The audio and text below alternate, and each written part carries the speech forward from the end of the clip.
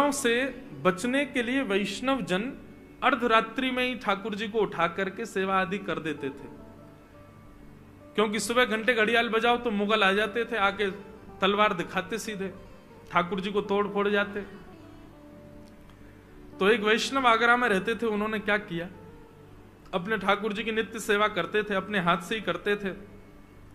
सुबह सुबह 3 बजे उठ के स्नान ध्यान करके मटका लेके जाते, और आगरा में भी यमुना जी हैं, यमुना जी का जल अपने हाथों से भर के लाते, तब अपने ठाकुर जी को स्नान करा करके संध्या पूजन वंदन आदि सब करते थे। नित्य का उनका नियम था। एक दिन इतनी मूसलधार बारिश हुई महाराज, इतनी बारिश, लाइट तो उस समय थी नहीं, दिया सब चलते थे। क्या करें, आज सेवा कैसे होगी? मन में विचार करने लगे, बोले अब तो हम जा ही नहीं पाएंगे, अब यमुना जल कैसे भर के लाएं, ठाकुर जी को स्नान कराना है, संभव ही नहीं हो पा रहा है। सुबह तक की प्रतीक्षा करें, दिन में जाएं तो मुगल परेशान करते हैं। ये मन में विचार कर ही रहे थे, सोच रहे थे आज ठाकुर जी की सेवा नहीं हो पाएगी, और इस बात से इतने घबरा गए कि हाथ पांव उनके कांपने लगे। बोले आज ठाकुर जी की सेवा कैसे होगी? वैष्णव का तो सर्वधन ठाकुर जी है। इतने में बंधुओं क्या हुआ, उनके घर के बाहर एक मशाल लिया व्यक्ति आ गया। उसकी मशाल देख करके ये थोड़े से मन में आया कि भाई ये व्यक्ति जा रहा है, जब तक इसकी मशाल की प्रकाश दिख रहा है तब तक इसके पीछे ही चल दें। उसके पीछे पीछे चले गए और वो यमुना जी के तट पे ही गया।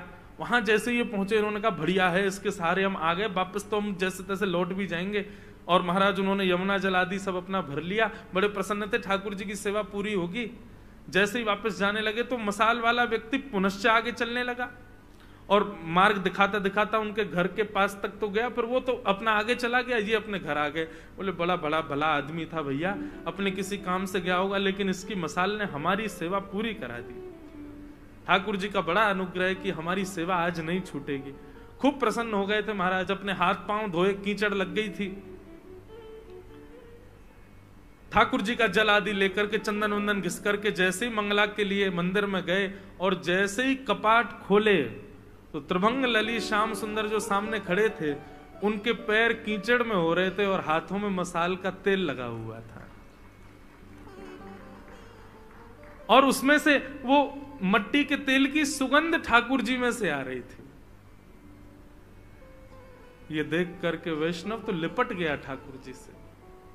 बोले मैं आपको निलाता भी हूं ना, ये भी मेरी सामर्थ्य नहीं है, ये भी आपकी कृपा से ही मैं कर पा रहा हूं ठाकुर जी। कहां मैं विचार करता हूं कि हम कर रहे हैं, कुछ भी नहीं। आप एक बार ठाकुर जी को घर में पधरा करके सेवा का संकल्प लेते हो, आपने संकल्प नहीं लिया, ठाकुर जी संकल्प लेते हैं, इससे मुझे अपनी सेवा करवानी है। एक दिन भी विक्षेप आप करते हो तो ये मत सोचो कि आप व्यस्त थे इसलिए हुआ। आज ठाकुर जी नाराज हैं हमसे, इसीलिए अपनी सेवा नहीं करा रहे हैं। ठाकुर जी से प्रार्थना करो, जहां ले चलोगे वहीं मैं चलूंगा, जहां ले चलोगे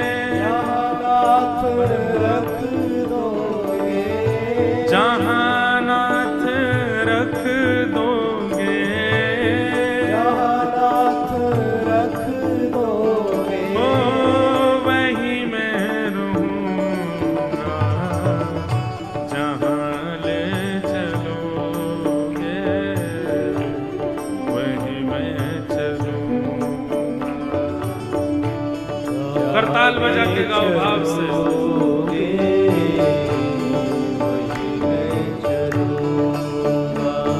ओ ये जीवन समर्पित चरण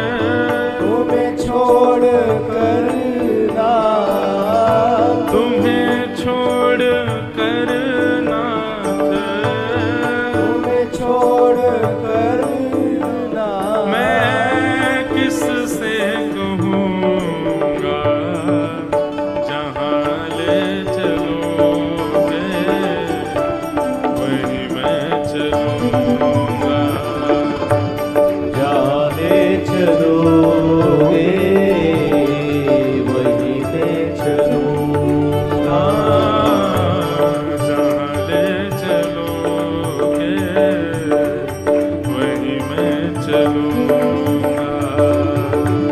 जहाँ ले चलोगे वही मैं श्री राधा रमण लाल की।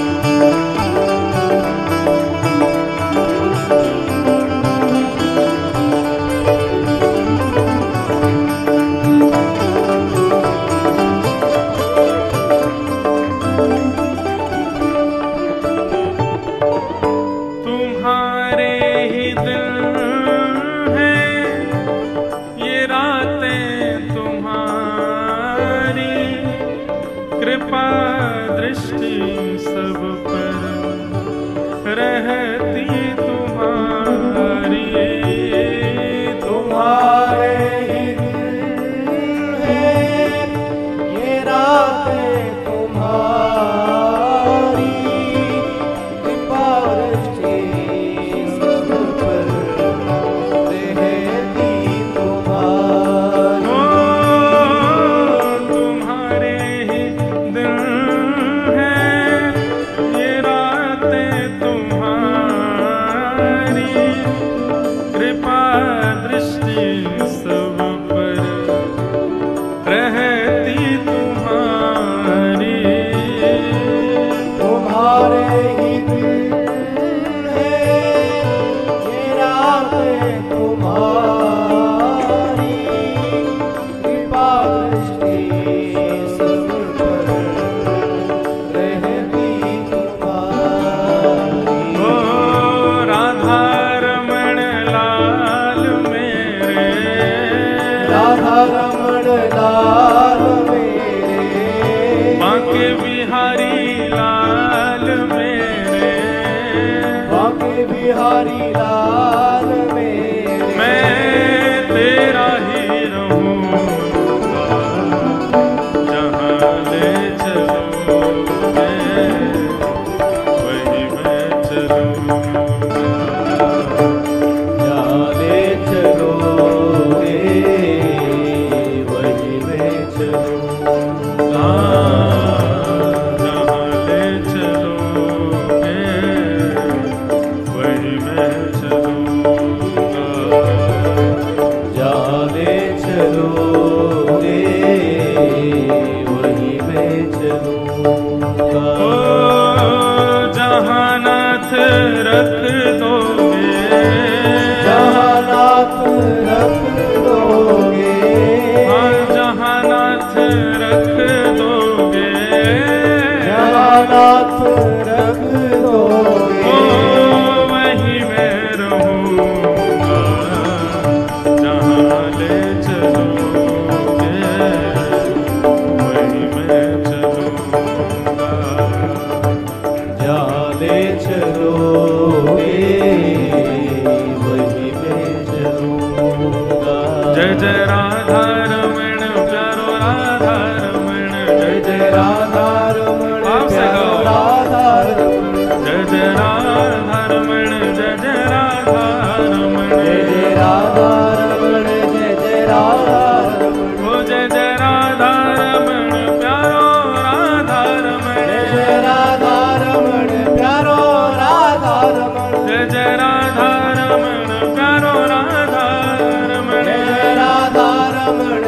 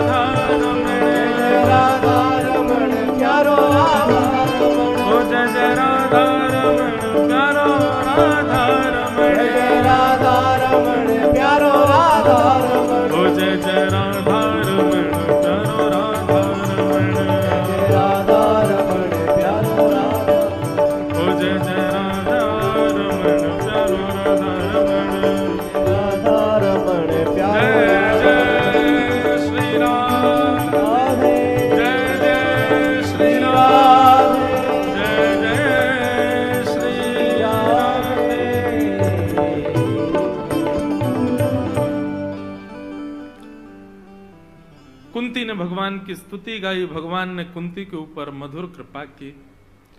आगे भागवत में फिर ठाकुर जी प्रस्थान करने लगे पुनश्च द्वारिका के लिए, तो युधिष्ठिर जी रोने लगे। भगवान युधिष्ठिर जी को लेकर के रणभूमि में गए, जहां पर भीष्म पितामह भगवान की प्रतीक्षा कर रहे थे।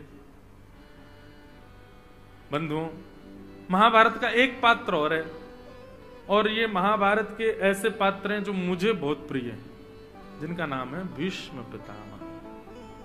बहुत सुंदर, अद्भुत हैं भीष्म पितामह।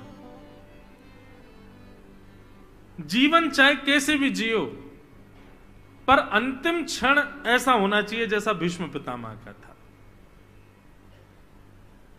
भीष्म पितामह ने अपनी इच्छा मृत्यु के वरदान को कितनी श्रेष्ठता से स्वीकार किया।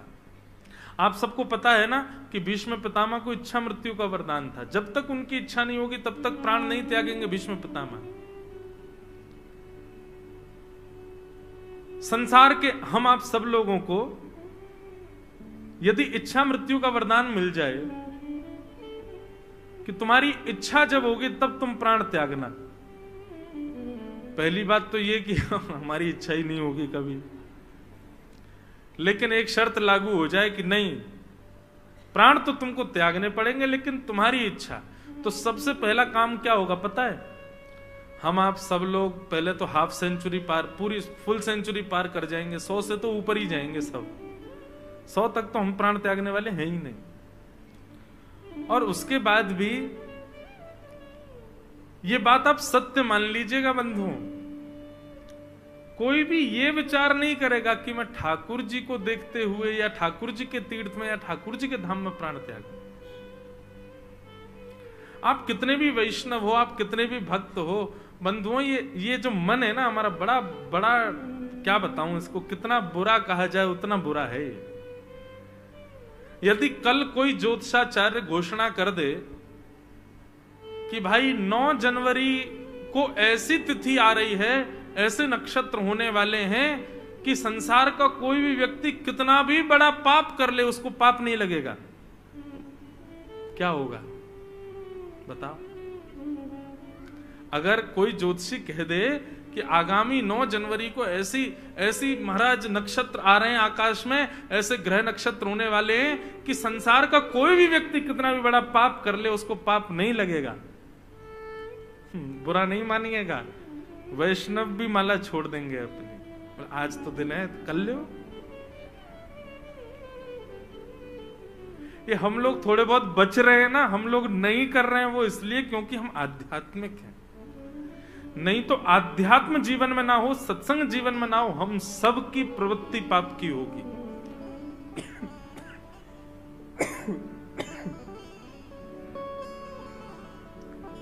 मानव का स्वभाव जन्य पाप है। हम लोग कैसे हैं, मैं कभी कभी कहा करता हूं, हम लोग पानी की तरह हैं। पानी को फैला दो तो ढलान की ओर ही जाता है। हम लोग भी ऐसे हैं, हमको खुली छूट मिल जाए तो हम वहीं लुढ़केंगे जहां पे ढलान हो, जहां पे पाप हो रहे हो। पानी को ऊपर चढ़ाने के लिए तो मोटर लगानी पड़ती है। ये कथा रूपी मोटर, सत्संग रूपी मोटर इसीलिए तो चलाई जाती है ताकि हम ऊपर उठें, नहीं तो हमारी स्थिति तो नीचे जाने की ही है। सही बताओ आप, अगर घोषणा हो जाए कि इस दिन पाप करने पर किसी को पाप नहीं लगेगा, क्या होगा? सब पाप करेंगे। महापापी तो जाने किस स्थिति में जाएंगे, लेकिन धर्मात्मा भी पाप करने भाग जाएंगे।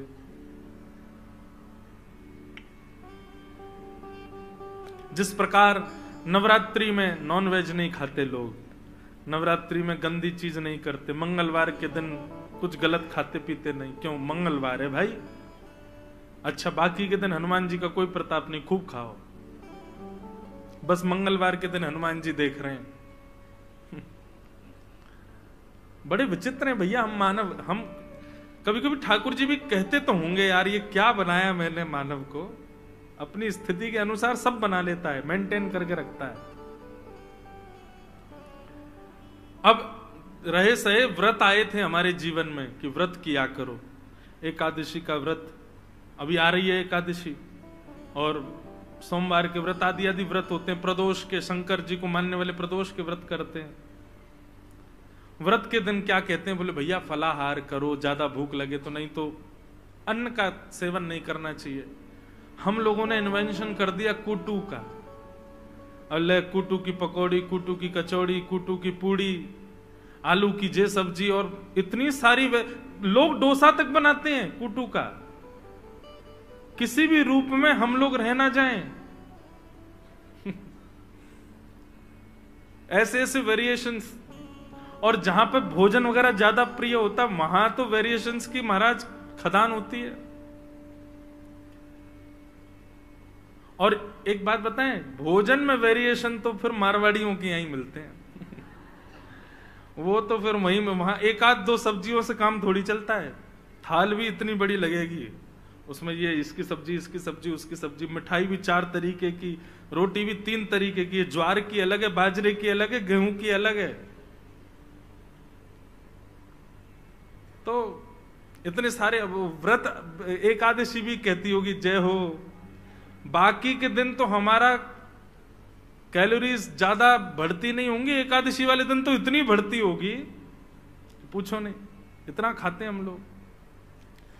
तो भैया मानव का स्वभाव बड़ा विचित्र है। कभी कभी मैं सोचता हूं इच्छा मृत्यु का वरदान हमको मिल जाता तो हम क्या इच्छा करते। ठाकुर जी आप कह रहे हैं कि जैसी तुम इच्छा करोगे उसी स्थिति में तुम्हारी मृत्यु होगी, तो हम लोग ऐसे हैं, हम सोच लेते स्विट्जरलैंड में 500 एकड़ जमीन हो, उस 500 एकड़ जमीन में बढ़िया स्विमिंग पूल हो, चारों तरफ बगीचा, भगवान बोले अरे घर वर नहीं बनाना है, बस इच्छा मृत्यु, बोले वही तो बता रहा हूं, 500 एकड़ जमीन हो, उसमें भी एक स्विमिंग पूल हो, आगे बढ़िया मैदान हो, बढ़िया सुंदर बड़ी बड़ी गाड़ियां मेरे पास खड़ी हों, घर मेरे ही नाम हो, उसी घर के बढ़िया सुंदर कक्ष के मखमल के गद्दे पर मलमल की चादर ओढ़े ओढ़े हुए मेरे प्राण निकले। ठाकुर जी कितना चतुर है, देख इच्छा मृत्यु करी, लेकिन इच्छा मृत्यु के लिए ठाकुर जी 500 एकड़ जमीन दिलवानी पड़ेगी, उसमें घर बनवाना पड़ेगा, उसमें ये सब व्यवस्था करनी पड़े, तब प्राण त्यागूंगा। हम तो ऐसे हैं भैया। लेकिन भीष्म पितामह कौरवों के संग रहे, चाहे कुछ भी किया जीवन भर, लेकिन भीष्म पितामह की श्रेष्ठता क्या, मृत्यु देवी सामने खड़ी है, रोम रोम में बाण लगे भीष्म पितामह के, मृत्यु देवी कह रही है भगवान एक बूंद रक्त नहीं बचा आपके शरीर में, अब तो मुझे आने दीजिए, अब तो मुझे स्वीकार कर लीजिए। भीष्म पितामह कहते हैं खड़ी रहे, जब तक त्रिभंग लली श्याम सुंदर पीतांबरी पहन करके मोर मुकुट धारण करके मधुर मुस्कान लेकर के मेरे सामने नहीं आएंगे, तब तक तुम खड़ी रहो, मैं प्राण नहीं त्यागूंगा। मृत्यु देवी कह रही है शरीर में प्राण टिकेंगे कैसे, कुछ बचा तो है नहीं। बोले ये जिम्मेवारी तुम्हारी है, मुझे वरदान मिला इच्छा मृत्यु का, मेरे प्राणों को बचाओ, जब तक, कब तक, जब तक ठाकुर जी ना आ जाए। भीष्म पितामह ने मृत्यु देवी को बंदी बना करके रखा है, मृत्यु देवी बचा रही है भीष्म पितामह को। यहां ठाकुर जी द्वारिका जाने को जैसे तैयार हुए, मृत्यु देवी ने संदेश पहुंचवाया, बोले ठाकुर जी अभी मत जाओ, ये भीष्म पितामह को पहले दर्शन दो। सोचो पूरी कायनात हिला दी भीष्म पितामह ने, ठाकुर जी को आना ही पड़ेगा मेरे सामने, तभी प्राण त्यागूंगा। और भीष्म पितामह को दर्शन देने के लिए रो रहे थे पांडव, अपने अपनी क्रियाओं का शोक मना रहे। भगवान बोले चलो तुमको उपदेश दिलाता हूं, और उपदेश के बहाने भीष्म पितामह को दर्शन देने के लिए द्वारिकाधीश रणभूमि में पहुंच गए। भीष्म पितामह बाणों की सैया पर लेटे हैं, तभी देखते हैं सुंदर चंदन की सुगंधी आ रही है, मोर पीछ लहरा रहा है, पीली पीतांबरी ओढ़े चमक रहे हैं श्याम सुंदर, द्वारिकाधीश उनकी तरफ बढ़े आ रहे हैं। भीष्म पितामह को अपने रोम रोम में लगे बाण का कष्ट नहीं हो रहा है, हृदय प्रसन्न हो रहा है, नेत्रों में अश्रु बह रहे हैं कि मेरे श्याम सुंदर आ रहे हैं। ठाकुर जी सामने आकर के खड़े हो गए। बंधु मृत्यु हो तो ऐसी, आप हमारी एक बात मानिए बंधु, आज से ठाकुर जी से सब मांगना बंद करो, बस एक वस्तु मांगो। ठाकुर जी से कह देना ठाकुर जी हमारे जीवन में दुख सुख आनंद, संपत्ति, ये सब हमारे कर्म से हमको प्राप्त होंगे, पर आप हमारे कर्मों से हमको प्राप्त नहीं होंगे। इसलिए नाथ कृपा करना, जीवन चाहे जैसा निकले हमारा, पर जब हमारे प्राण निकले तब आप सामने होना हमारे। आज से बंधु अब समय नहीं है हमारे पास। अभी तो कोविड आया, अब जाने कौन कौन से वायरस और आएंगे भैया, ये प्राण कभी भी निकल सकते हैं हमारे, कोई पता नहीं कब छुट्टी हो जाए हमारी। इसलिए आज से प्रार्थना करना प्रारंभ कर दो भगवान। अच्छा है आपने हमको पुत्र दिया, पुत्री दी, सुंदर पत्नी दी, सुंदर पति दिया, बहुत संपत्ति दे दी, जीवन में किसी को कष्ट दिए, किसी को सुख दिए, जो भी दो ठाकुर जी हमको सब स्वीकार है, हम सब सहेंगे जो आप दोगे। बस हमारी एक बात मान लीजिए, आप बस इतना कर देना, हमको 1 सेकंड चाहिए आपका।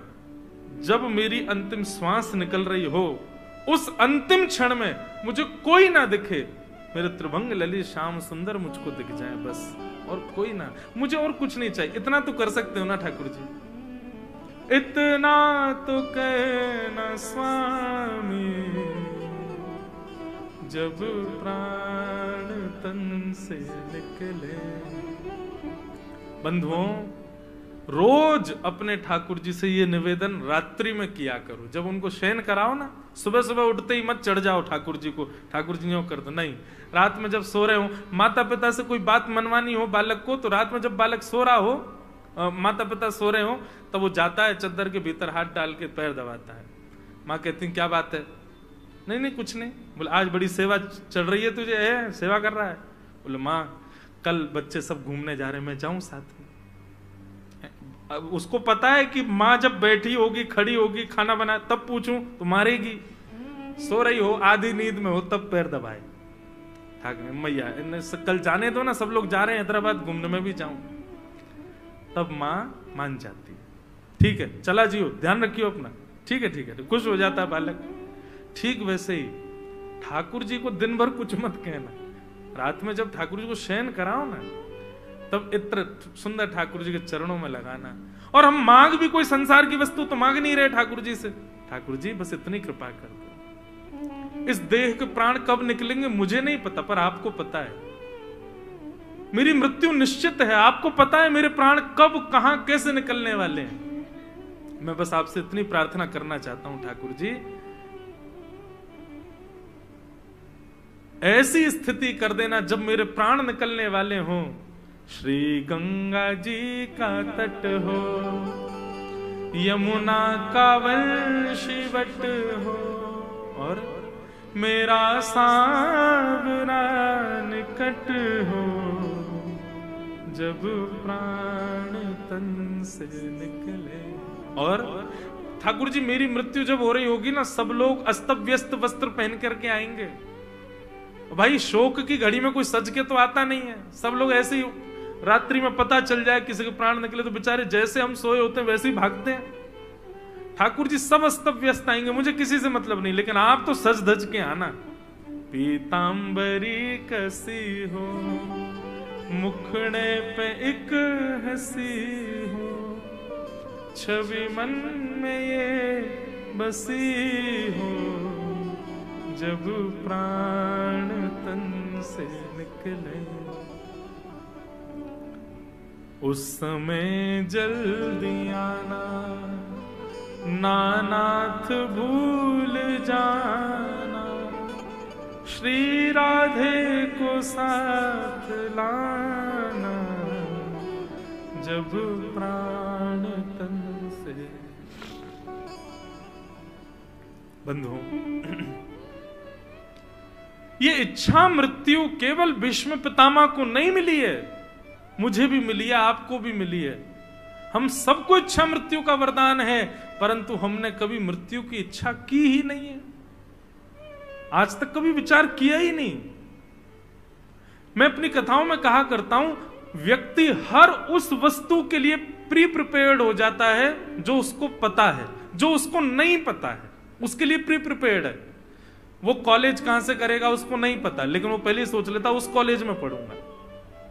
उसको नहीं पता उसका ब्याह कहां किससे होगा, लेकिन वो पहले ही सोच लेता ऐसी कन्या होनी चाहिए या ऐसा पुरुष होना चाहिए जिससे मेरा ब्याह हो।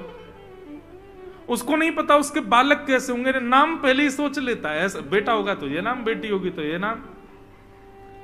उसको नहीं पता बालक पढ़ने लिखने वाले होंगे, नहीं स्कूल पहले ही सोच लेगा वहां पढ़ाऊंगा।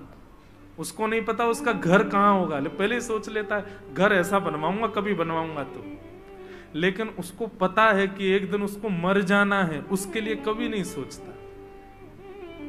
हर उस बात के लिए चिंतन करता है व्यक्ति जो उसको पता नहीं है, पर जो उसको पता है उसके लिए कभी विचार नहीं करता।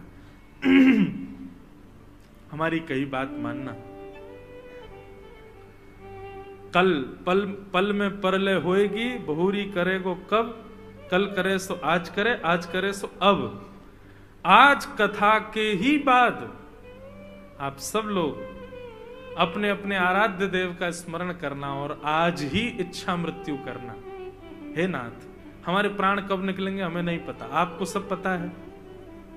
बस हमसे एक ही अभिलाषा आपसे रखते हैं ठाकुर जी, जब भी हमारे प्राण निकलें तो ऐसी ऐसी सिचुएशन क्रिएट कर देना, और सिचुएशन जो आपको बढ़िया लगे बता देना।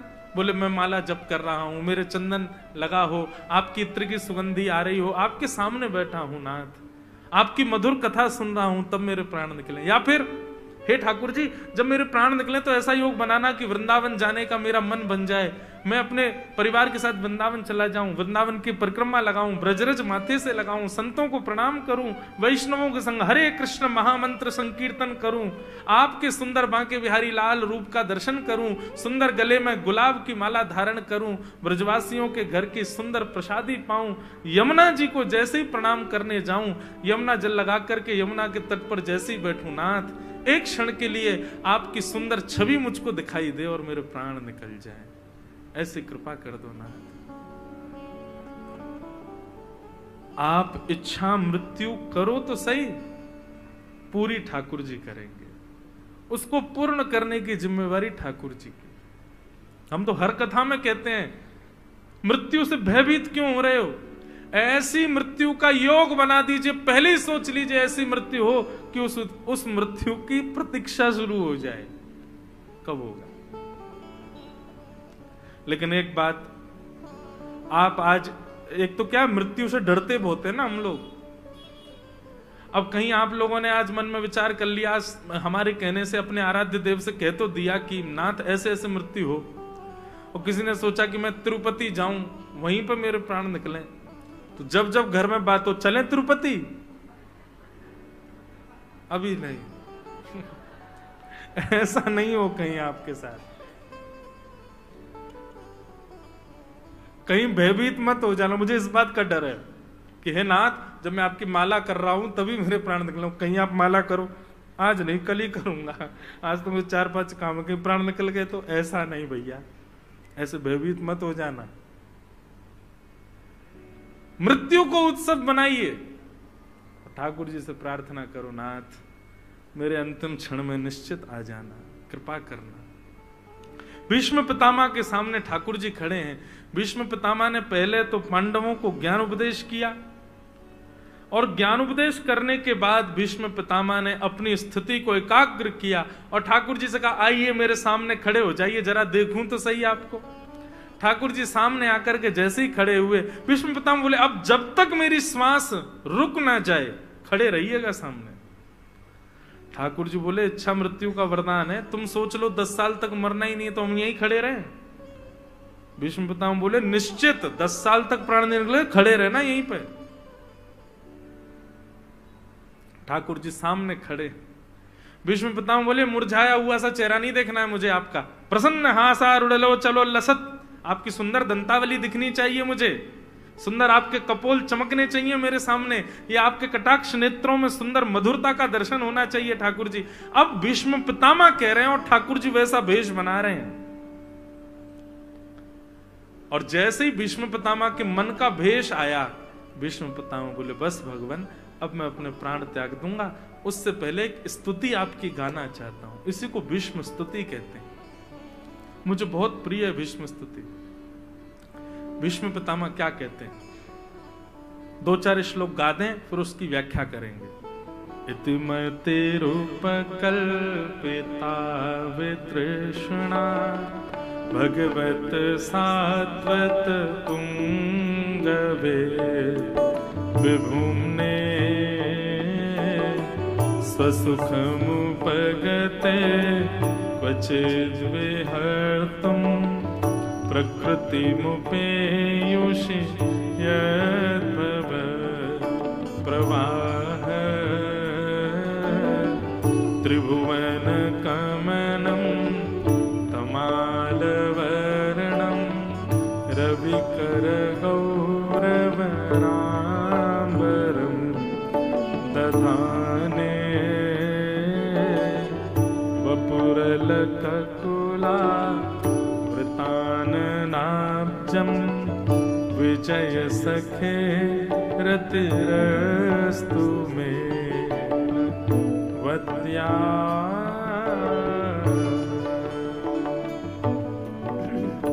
भीष्म पितामह ने भगवान की स्तुति गाई। क्या स्तुति गा रहे हैं भीष्म पितामह? ठाकुर जी से कह रहे हैं, ठाकुर जी इतिमति रूप कल्पिता वितृष्णा भगवत सात्वत पुंगवे विभुम्ने। अब संसार की मेरी मति में इति हो गई। इति का मतलब होता अंत हो गया। अब तक मैं विचार करता था संसार के लिए जी रहे हैं, संसार के लिए ये करना, संसार के लिए। अब मुझे संसार से कोई इच्छा नहीं नाथ, संसार के भावों की इति। अब मेरे भक्ति भाव का प्रारंभ हो रहा है नाथ।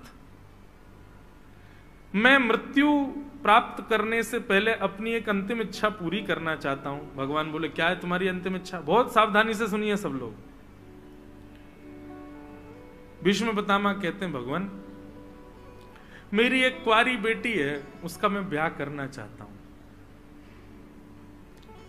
भगवान बोले, हो बाल ब्रह्मचारी भीष्म पितामह, तुम्हारा तो ब्याह भी नहीं हुआ है और तुम्हारी बेटी भी हो गई।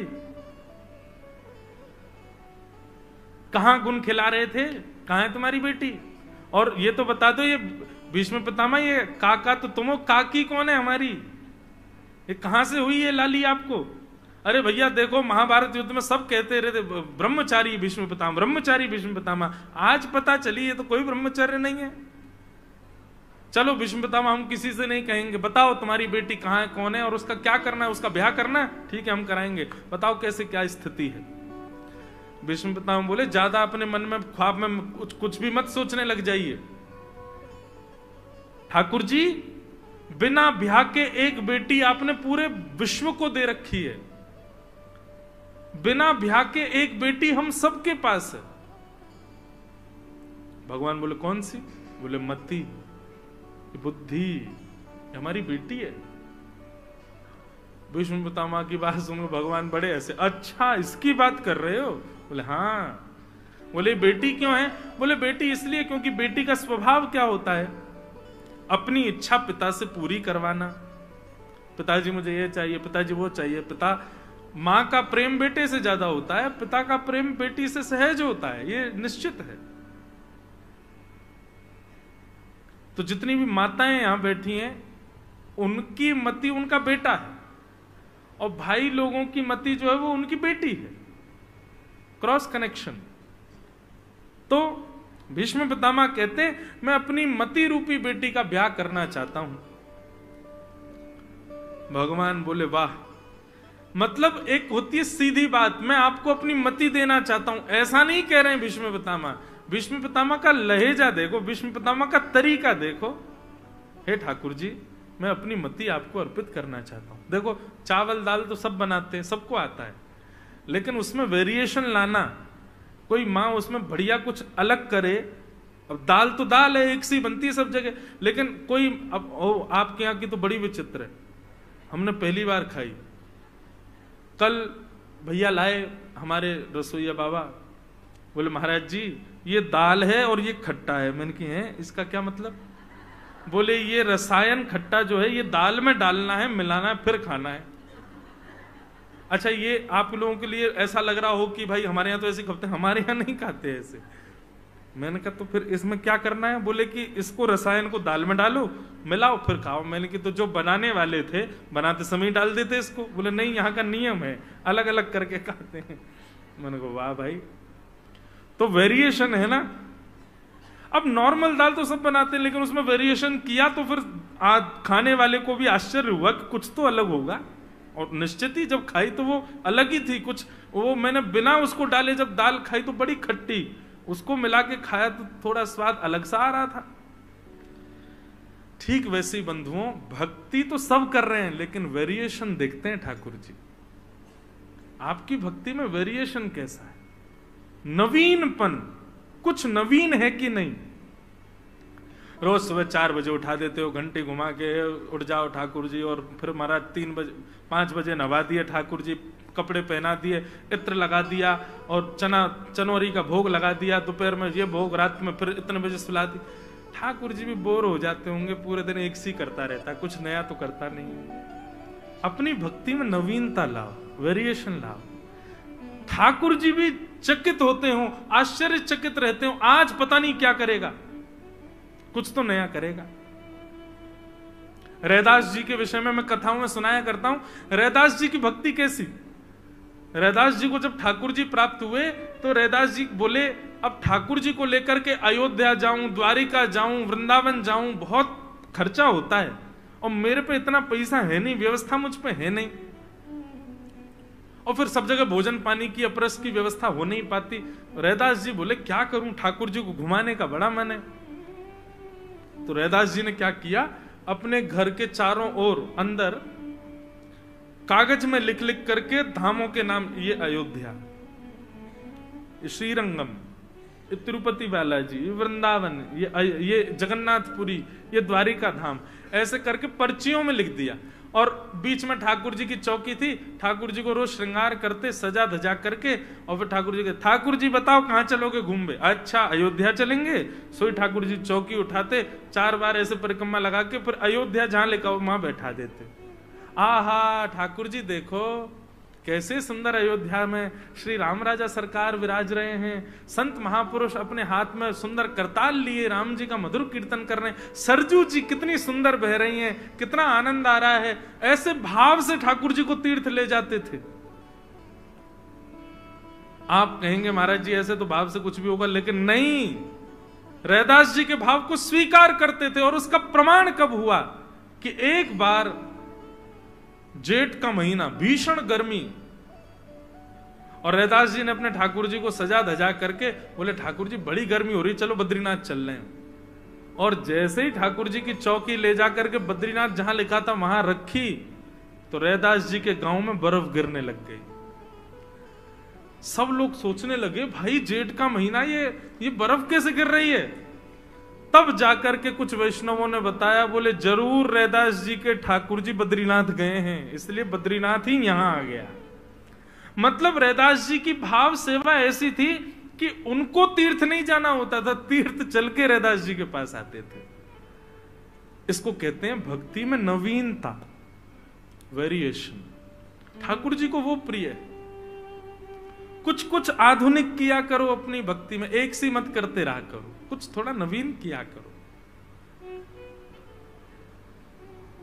इसका मतलब यह नहीं है कि जगन्नाथ जी सीधे बैठे रहते हैं तो आज उल्टे बैठा दो, नवीनता हो गई, ठाकुर जी आज पैर ऊपर करके बैठो, ऐसा नहीं करना है। अपने भाव में नवीनता लाओ, भाव में नवीनता। भीष्म पितामह कह रहे हैं ठाकुर जी मेरी मति रूपी बेटी के लिए आपसे अच्छा वर नहीं मिलेगा, मेरी मति रूपी बेटी के लिए आपसे अच्छा सुंदर दामाद नहीं मिलेगा। भगवान बोले तुमको तो लगता है कि मैं तुम्हारी मति के लिए अच्छा वर हूं, पर हर पिता को चाहिए पहले बेटी से पूछे कि ये लड़का तुझे पसंद है कि नहीं। अपनी मति से पूछ तो लो उसको हम प्रिय लगते हैं कि नहीं। अब तुम तो चाहते हो कि मति ठाकुर जी के पास जाए, लेकिन मति से तो पूछो कि उसको हम प्रिय हैं कि नहीं। भीष्म पितामह बहुत सुंदर तर्क देते हैं। भीष्म पितामह क्या कहते हैं, ठाकुर जी त्रिभुवन कमनम तमाल वर्णम रविकर गौरवराम्बरम दधाने वपुरल ककुला वृताननाब्जं विजय सखेरतिरस्तु मेन वद्य। भीष्म पितामह कह रहे हैं, ठाकुर जी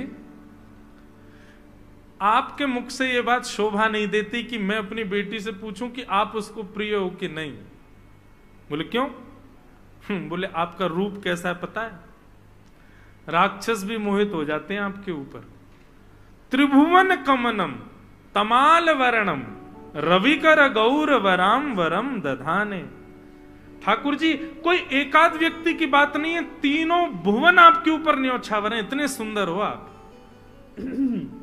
इतने सुंदर हो नाथ, तीनों भुवन आपके ऊपर न्योछावर है। आहा, कैसे हैं ठाकुर जी? पाग टेढ़ी सिधरे वापे मोती लटकर डोले ब्रज जो में डोले श्री वृंदावन में झूम के राधरमन पग टेढ़ी सिधरे। बहुत सुंदर हो ठाकुर जी आप, जो एक बार देख ले आपका हो जाता है। उसमें भी ठाकुर जी का रूप सुंदर है ऐसा नहीं, ड्रेसिंग सेंस भी बहुत अच्छा है भगवान का।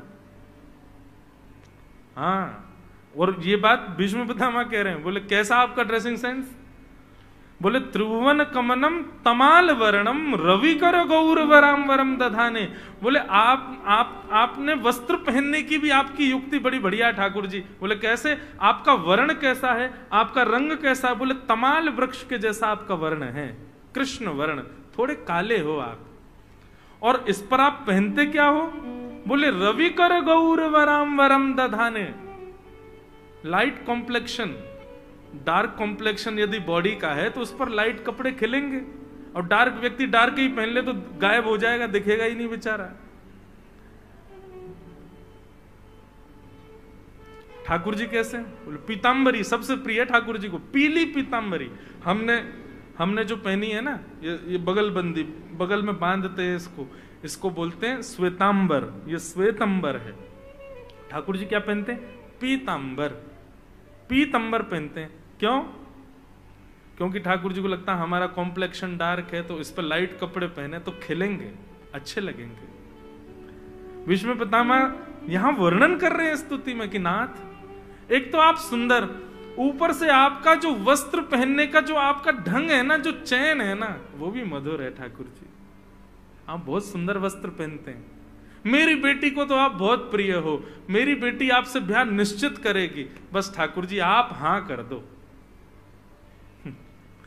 अभी विनय पत्रिका नहीं है मेरे पास, कल सुनाऊंगा। एक पद है विनय पत्रिका में गोस्वामी तुलसीदास जी महाराज का, वो इसी भाव को परिलक्षित करता है। भीष्म पितामह ने ठाकुर जी के आगे ऑफर किया है अपनी मति को, लेकिन अब क्या कह रहे हैं कि आप स्वीकार करो मेरी मति को। मतलब वो विनय पत्रिका अभी होती तो मैं सुना था, गोस्वामी तुलसीदास जी का उसमें पद है। उस पद में गोस्वामी जी क्या कहते हैं? ठाकुर जी आपने हम पर बहुत बड़ी कृपा करी है, पर एक कृपा और करो। बोले कैसे कृपा करें? तो गोस्वामी तुलसीदास जी कहते हैं, बोले मन है मछली, मन है मछली, और ये मछली संसार के विषय भोगी रूपी तालाब में तैर रही है। ठाकुर जी बोले अच्छा, मन रूपी मछली विषय भोग रूपी तालाब में तैर रही है, हम ठाकुर जी बस आपसे एक कामना करते हैं। बोले क्या? बोले मछली पकड़ने वाले बनकर के आप आ जाओ, और सुंदर अपनी कृपा रूपी डंडी लंबी करके उस पर कांटा धागे में डाल करके आप कांटे को विषय रूपी तालाब में फेंक करके और बैठे रहो, प्रतीक्षा करो। बोले कब तक प्रतीक्षा करूं? बोले जब तक मैं आके उस कांटे से चिपक ना जाऊं, उसमें मेरा मुख गड़ ना जाए, तब तक प्रतीक्षा करो। जैसे ही कांटे में आके मेरा मुख लग जाए, तुरंत कांटा खींच लेना, मुझको अपनी शरण में ले लेना। भगवान बोले वाह कितने चतुर हो गोस्वामी जी आप, मतलब विषय में पड़े हो तुम, आए हम, कांटा डालें हम, और उसके बाद ही प्रतीक्षा करें हम। कांटा डाल के रखो, किसी दिन आके मैं टकरा जाऊं तो मुझे खींच लेना। वाह, अद्भुत है भैया ये पूर्वाचार्य हमारे गोस्वामी जी आदियों के भाव ऐसे ही ठोरी मिल गए ठाकुर जी इनको। आप यदि ये सोचते हो कि आपकी तरह माला जप करके, आपकी तरह 3 बार सेवा करके, आपकी तरह कथाएं सुन के, तिलक लगा के ठाकुर जी प्रसन्न हो गए, नहीं, इनके भाव तो देखो आप, इनकी भक्ति में वेरिएशन तो देखो आप, इससे प्रसन्न होते हैं ठाकुर जी। बात सीधी है कि मुझे मेरी मति चढ़ानी है, लेकिन भीष्म पितामह सीधे तरीके से नहीं कर रहे हैं, इस तरीके से ठाकुर जी को प्रस्तुत कर रहे हैं, वही तो प्रिय है ठाकुर जी को। भगवान बोले, अच्छा भीष्म पितामह, अब तुमने जब रिश्तेदारी निभाई रहे हो तो पूरी निभाओ। बोले बताओ। बोले दामाद केवल सुंदर हो इससे काम नहीं चलेगा, उसके अंदर और भी गुण होने चाहिए। भीष्म पितामह बोले बताओ कौन सा गुण चाहिए आपको, वही गुण आप में दिखा दूंगा। तब भगवान बोले कि दामाद शौर्यवान होना चाहिए, उसके अंदर बल होना चाहिए, कल को कोई विपत्ति आवे तो बेटी की रक्षा करे, ऐसा शौर्यवान होना चाहिए। भीष्म पितामह अगला श्लोक कहते हैं, युधितुर गर्जो विधुम्न विश्व कचलुलिताश्रम वास्य लंकृताश्ये मम निशित शरीर निकायुरक्षणा त्वचित विलसन कवचेस्तु कृष्ण आत्मा। आप जैसा शौर्यवान कौन है ठाकुर जी, आप जैसा रक्षक कौन हो सकता है। भगवान बोले कैसे। बोले महाभारत युद्ध में सब हाथ धो के एक के ही पीछे पड़े थे। किसके पीछे? अर्जुन। और उस अर्जुन को आपने एक बाण, 18 दिन में ये तो होता कि चलो अर्जुन के प्राण भले ही नहीं निकले, अर्जुन बेचारा घायल हो गया, हाथ में बाण लग गया, उसके पैरों में बाण लग गया, या उसके केश को छू करके भी बाण गया हो, 18 दिन में एक बाण नहीं छू पाया अर्जुन को। बंधुओं ये सामान्य बात नहीं है। महाभारत में लिखा है कि पांडवों की सेना बालकों के समान थी कौरवों के आगे, और कौरवों की सेना में योद्धा नहीं थे, तिमिंगिल मछली। स्पष्ट कहते हैं, बोले कौरवों की सेना कैसी थी? बोले तिमिंगिल मछलियों से युक्त। तिमिंगिल मछली किसको कहते हैं? एक तिमिंग नाम का पक्षी होता है, वो आकाश में उड़ता हुआ जंगल में जाता है, और जंगल में से 2 हाथी, एक नहीं 2 हाथियों को अपने पंजे में लेकर के आकाश में उड़ जाता है। सोचो 2 हाथियों को लेकर उड़ता होगा पक्षी कितना बड़ा होगा। और वो पक्षी हाथियों को लेकर के जब आकाश में उड़ता हुआ समुद्र की तरफ जाता है, तो एक मछली श्वास लेने के लिए मुंह बाहर निकालती है और हाथी सहित उस पक्षी को निगल जाती है। वो है तिमिंगिल मछली। महाभारत के योद्धाओं का वेदव्यास जी जब उनका बखान करते हैं कि ये योद्धा कैसा है, तो कहते हैं कौरवों की सेना में तिमिंगिल मछली की बाढ़ थी। इतने भयानक योद्धा थे कौरवों के, और वो भयानक तिमिंगिल मछली रूपी योद्धा अर्जुन के पीछे पड़े थे कि इसको मारना है। लेकिन उस अर्जुन को क्या, उसके रथ को एक बाण नहीं छू पाया। क्यों? क्योंकि सारथी आप थे। आप इतनी द्रुत गति से उसके रथ को चलाते थे, इतनी फ्लेक्सिबिलिटी थी आपके रथ चालन में, चक्रव्यूह में सब फंस गए, अर्जुन नहीं फंस पाया। क्यों? क्योंकि आप उसके रक्षक थे। ये आपका शौर्य नहीं है तो क्या है? आप सुंदर भी हो, आप शौर्यवान भी हो। मेरी बेटी तो आपसे ब्याह करेगी। आहा, क्या मधुर स्तुति है भीष्म पितामह की। भगवान प्रसन्न हो गए। भगवान बोले दामाद में सुंदरता हो, शौर्यता हो, केवल इतने से काम नहीं, पिता को और भी लक्षण देखने चाहिए। भीष्म पितामह बोले बताओ और कौन सा लक्षण बताऊं आपके अंदर। बोले कि दामाद का स्वभाव अच्छा होना चाहिए। कल को फैमिली गैदरिंग हो, बुआ फूफा आए, लड़की के पक्ष के, और दामाद अकड़े ही खड़ा रहे। और कल को पत्नी की छोटी बहन का ब्याह हो या कोई और दामाद घर में आ रहा हो, तो उसके प्रति भी उसका स्नेह रहना चाहिए ना, स्वभाव अच्छा होना चाहिए। स्वभाव देख करके ब्याह करना चाहिए। पितामह भीष्म पितामह की आंखों से आंसू आ गए, बोले आपके स्वभाव के आगे मैं किसके स्वभाव की बात करूं? भगवान बोले ऐसा क्या स्वभाव देख लिया आपने हमारा? बोले बस ज्यादा नहीं कहूंगा, स्वामी होकर के, सुदर्शन चक्रधारी होकर के रथ हाँक रहे हो, स्वामी होकर के, योद्धा होकर के, जगत नियंता त्रिलोकी नाथ होकर के आप रथ हाँक रहे हो। और केवल रथ हाँकते नहीं थे ठाकुर जी, वर्णन आता है जब अर्जुन युद्ध करके वापस लौटता था ना, वापस अपने शिविर में आते थे तो भगवान पहले उतरते थे रथ पे से, और जैसा एक सारथी को होना चाहिए बिल्कुल वैसा ही आकर के रथ का दरवाजा स्वयं खोलते थे ठाकुर जी। और रथ का दरवाजा खोल के, रथ ऊंचा होता था, नीचे कोई सिड्डी नहीं थी, तो ठाकुर जी घुटनों पे बैठ के अपने हाथ की सिड्डी बनाते थे और अर्जुन उस पर पैर रख के नीचे उतरता था। बोले ये आपका स्वभाव, और आप मेरे आगे कह रहे हैं कि मेरे अंदर स्वभाव क्या देखा? आप स्वामी होकर के, आप नाथ होकर के, आप जगत नियंता होकर के अर्जुन के रथ के सारथी हो, इससे सुंदर स्वभाव मैं आपका क्या बताऊं ठाकुर जी? सौंदर्य, शौर्य, स्वभाव। और बताओ। ठाकुर जी बोले दामाद के अंदर समझदारी होनी चाहिए, समझदार होना चाहिए दामाद। कैसी भी स्थिति आए उस स्थिति को, उस स्थिति में मेरी बेटी का ध्यान रखे, यह पिता को निश्चित करना चाहिए। दामाद के अंदर समझदारी होनी चाहिए।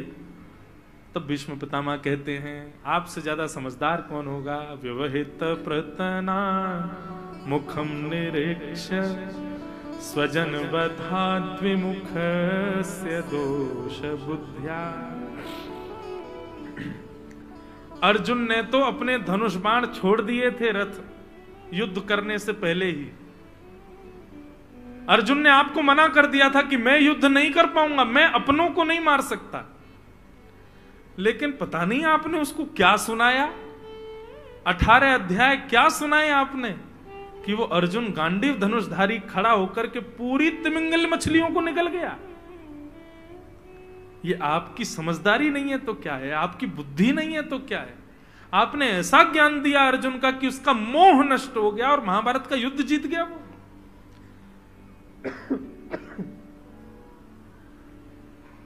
मेरी बेटी तो आपसे ही ब्याह करेगी, आप चाहे कितना भी बचने का प्रयास करो।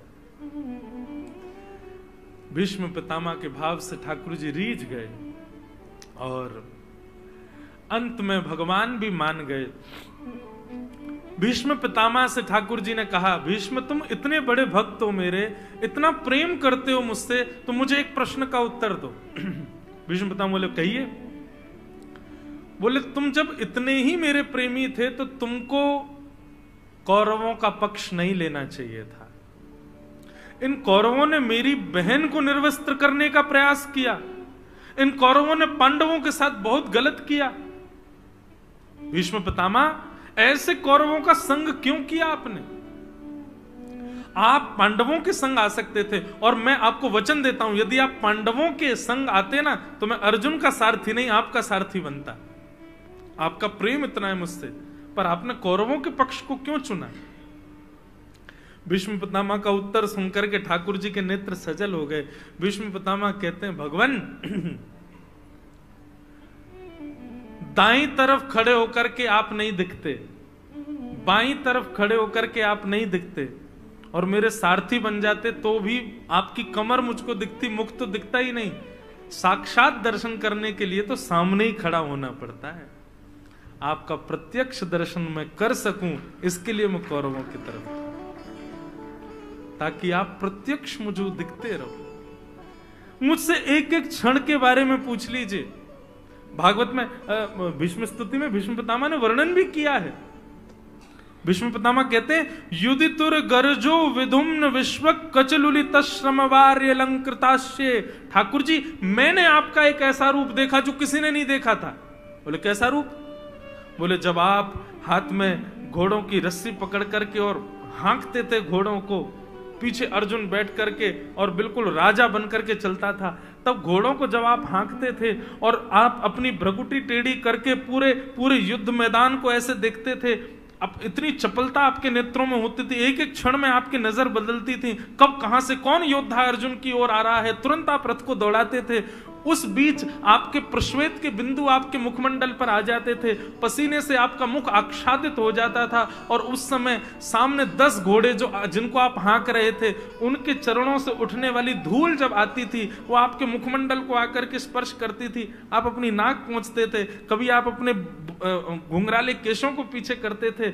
ऐसी स्थिति में मैंने आपको देखा, और यही दर्शन करने के लिए मैं कौरवों के पक्ष में था।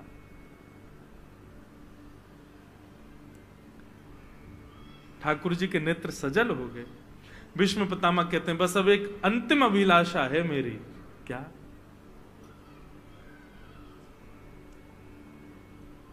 भीष्म पितामह कहते हैं नाथ, कृतमनुकृतवत्य उन्मदान्ध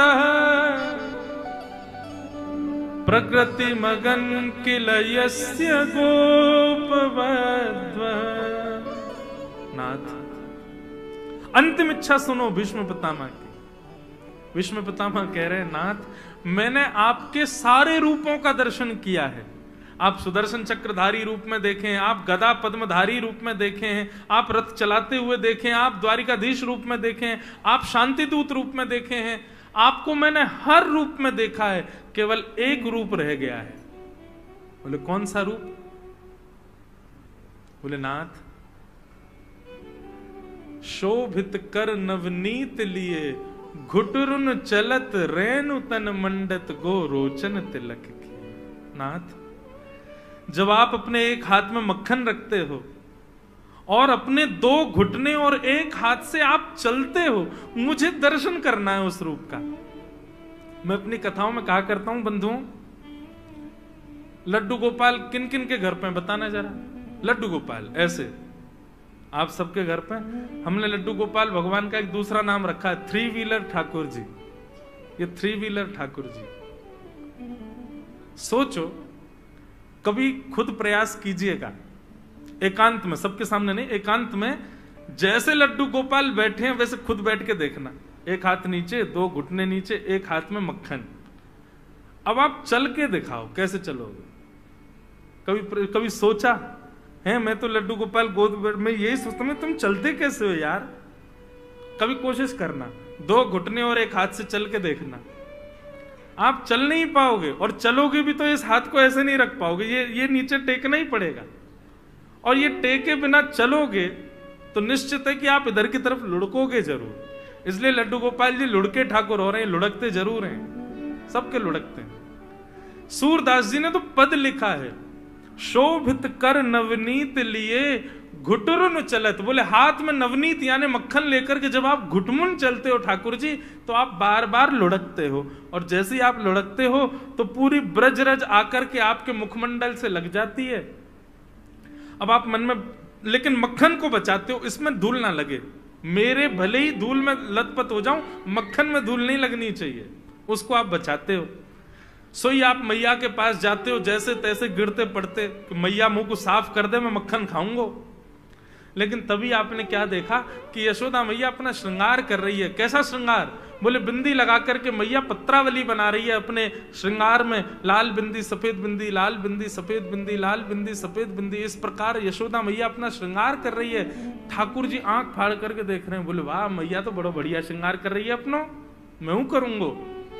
सोई ठाकुर जी गौशाला गए और गौशाला में जाके बोले सफेद बिंदी तो मेरे हाथ में, दूसरी बिंदी कहां से लाऊं? तो सूरदास जी कहते हैं गो रोचन तिलक किए। ठाकुर जी आप एक बिंदी तो मक्खन की लगाते हो, फिर दूसरी बिंदी गोबर की लगाते हो, फिर एक बिंदी मक्खन की, फिर दूसरी बिंदी गोबर की, गो रोचन तिलक किए। यशोदा मैया जब आपके इस रूप को देखती है, आपके 2 ही दांत निकले हैं बस, आप किलकिल करके हंसने लग जाते हो। भीष्म पितामह कहते हैं मुझे ऐसे रूप का दर्शन करना है। ललित गति विलास वल्गुहास प्रणय निरीक्षण कल्पितो रुमान। हे नाथ, आपकी वो ललित गति, जहां आप बाकी सी चाल चलते हो, टेढ़ी सी चाल चलते हो, ठाकुर जी मुझे वो रूप देखना है आपका। अंतिम श्वास त्यागते त्यागते भीष्म पितामह ने बंधुओं ब्रजमंडल को याद किया, वृंदावन को याद किया, ब्रजवासियों को याद किया और नाथ से प्रार्थना करने लगे, हे विधाता, यदि आप मुझ पर अनुग्रह करना चाहते हो तो अगले जन्म मुझे वृंदावन का ब्रजवासी बना देना, ताकि आपके इस रूप का मैं दर्शन कर सकूं।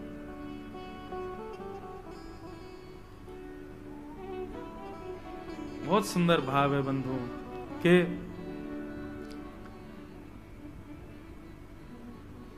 एहो विधि ना तो पे अचरा पसार मांगू, जन्म जन्म दीजो याही ब्रज बसेवो।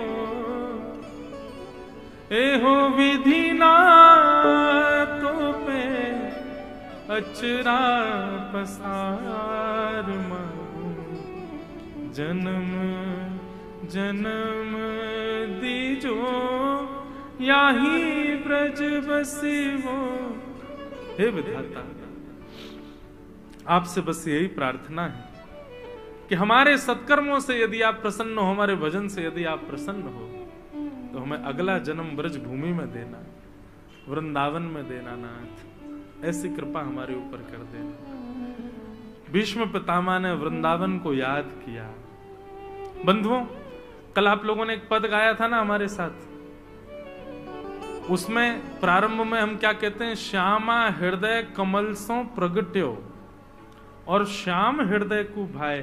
इसका मतलब क्या है?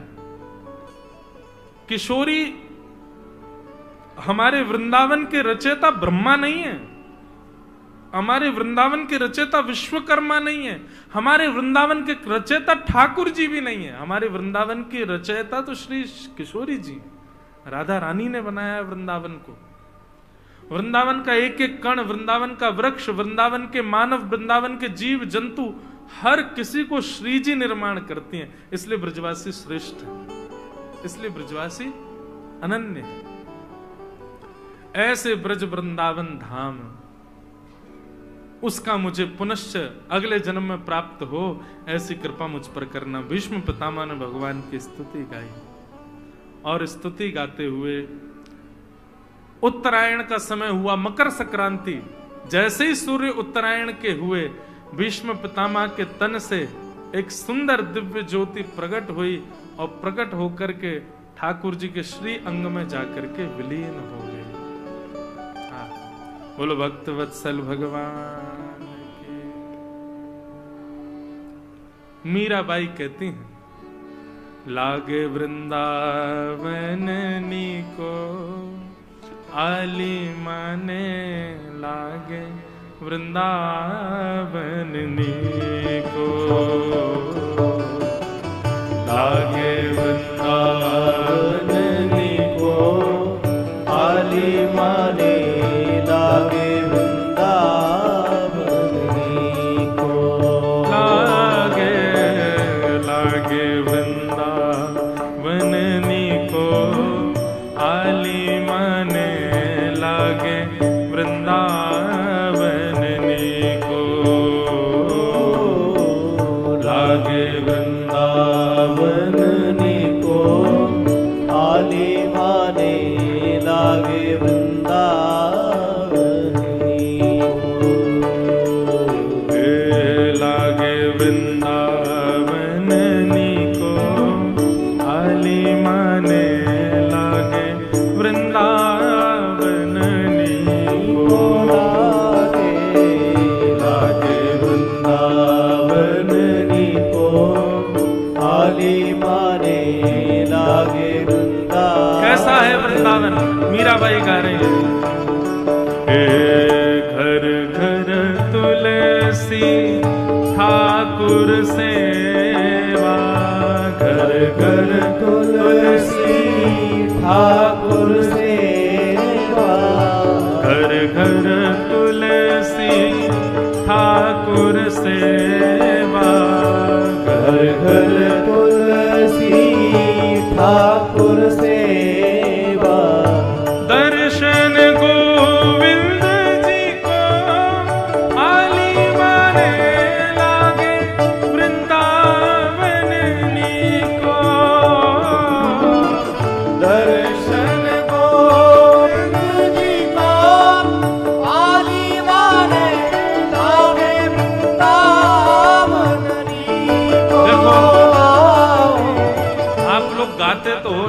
ताली नहीं बजाते, और बजाते पता कैसे, ऐसे नीचे बजाते जैसे कितना श्रम हो रहा है। हमारे वृंदावन में आकर के देखो महाराज, कीर्तन ऐसे नहीं होता। ठाकुर जी कहते हैं वाक गदगदा द्रवते यस्य चित्तम रुदत भिक्षणम हसति क्वचिच्च विलज्ज उद्गायत नृत्यते च मदभक्ति युक्तो भुवनम पुनातु।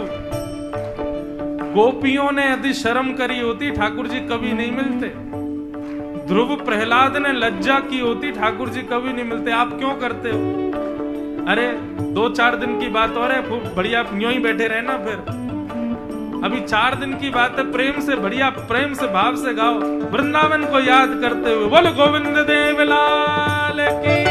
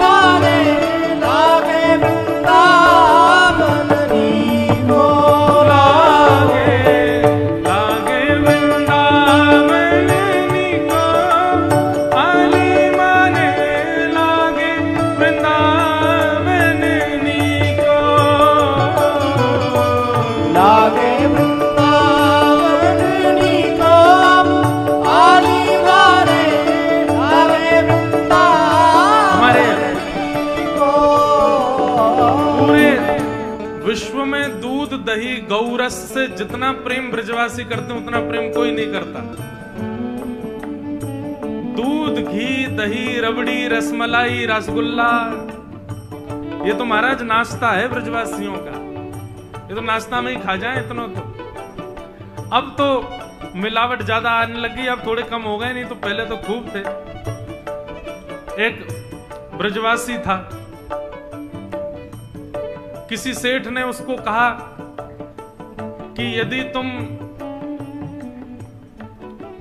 15 किलो रबड़ी अकेले खा जाओ तो मैं तुमको 15,000 रुपए दूंगा। और ये बात भी तब की जब उसने खूब पेट भर के भोजन कर लिया था। उसने कहा, बोले देखो पेट में जगह तो चूरन की भी नहीं है, लेकिन आप थोड़े से बजट बढ़ाओ तो हम खा जाएंगे। बोले अच्छा, ये बात तो तब है जब चूरन की जगह नहीं पेट में। बोले 15 के कितने कर दें? बोले 25 कर दो आप, 15 किलो अकेले खा जाएंगे। बोले लेकिन एक काम करना पड़ेगा आपको। बोले क्या? बोले हर 1 किलो रबड़ी के बाद मुझे 10 मिनट का ब्रेक लेना है। अब चूरन की जगह नहीं है पेट में, तो 1 किलो रबड़ी खा लूंगा, उसके बाद 10 मिनट के लिए मुझे बस फ्री कर देना, मैं घर जाऊंगा तुरंत आ जाऊंगा। सेठ जी बोले ठीक है। और महाराज 1 किलो रबड़ी खा गया, जैसे तैसे खाई उसने, पेट भर तो गया। बोले अब मैं 10 मिनट घर हुआ हूं। बोले जाओ, हम प्रतीक्षा कर रहे हैं, नहीं देख लें पैसा नहीं मिलेगा। तो ठीक है, चला गया घर। 10 मिनट बाद महाराज फिर आ गया और फिर आकर कहा लाओ सेठ जी 1 किलो रबड़ी दो। 1 किलो रबड़ी पाली। सब सेठ जी के पूरे घर के खानदान के लोग देख रहे थे। बोले वाह भैया, ये भी अचंभा है, बिना चूरन की जगह नहीं है तब खा रहे हैं ये। ऐसे करते करते महाराज उसने 1 2 3 4 5 6 बार घर आते जाते करते करते 10 किलो रबड़ी पाली। सेठ जी को थोड़ी दया आ गई। सेठ जी बोले अब बस बस बस, हम भैया मान गए तुमको, लो अब 25,000 रुपए लो, लेकिन हमको ये बताओ तुम 10 मिनट के लिए घर क्यों जाते थे? बोले बता दूं? बोले बताओ। घर गया, अपने जुड़वा भाई को लेकर के आया। बोले मैं छुट्टन हूं, ये बड्डन है। बोले पहले मैं जाता था खा करके, मैं जाके पौड़ जाता था और पौड़ करके बढ़िया सुंदर कोई हींग विंग की गोली खा लेता था। बोले तू जब तक खा के आएगा आधा पौना घंटा हो जाएगा, मेरी पच जाएगी, फिर मैं चला जाऊंगा। तब आके ये पौड़ जाता था। सेठ जी बोले जय हो। तो ब्रजवासी दूध दही से बहुत प्रेम करते हैं, लेकिन बुद्धिमान भी बहुत होते हैं। भोजन दूध नहीं को आली माने लागे वृंदावन नीको। भोजन दूध नहीं को आली माने लागे वृंदावन नीको। और रतन सिंहासन आप विराजे, रतन सिंहासन आप विराजे, रतन सिंहासन आप विराजे, रतन सिंहासन आप विराजे। और मुकुट धरे तुलसी को आली माने लागे वृंदावन नीको। मुकुट धरे तुलसी को आली माने लागे वृंदावन नीको। ओ लागे वृंदावन नीको, आली माने लागे वृंदावन नीको। लागे वृंदावन नीको, आली माने लागे वृंदावन नीको। मीरा के प्रभु गिरधर नागर, मीरा के प्रभु गिरधर नागर। मीरा के प्रभु गिरधर नागर। मीरा के प्रभु गिरधर नागर। प्रभु नटवर नागर, नटवर नागर। हे प्रभु गिरधर नागर, हे प्रभु नटवर नागर, हे प्रभु गिरधर नागर। हे मीरा के प्रभु गिरधर नागर।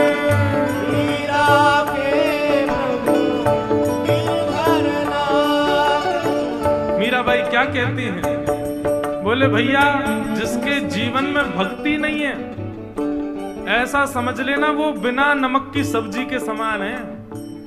जैसे भजन बिना नर सोहहि कैसे, लवण बिना बहु व्यंजन जैसे। जैसे बिना नमक की सब्जी कि कोई स्वाद ही नहीं है, बेकार लगती है, कोई खाने का मन नहीं होता उसको। ठीक वैसे ही बिना भक्ति के मानव को ठाकुर जी का स्वीकार करने का मन नहीं होता कभी भी। भजन बिना नर फीको, आली माने लागे वृंदावन नीको। भजन बिना नर फीको, आली माने लागे वृंदावन नीको। लागे वृंदावन नीको, आली माने लागे वृंदावन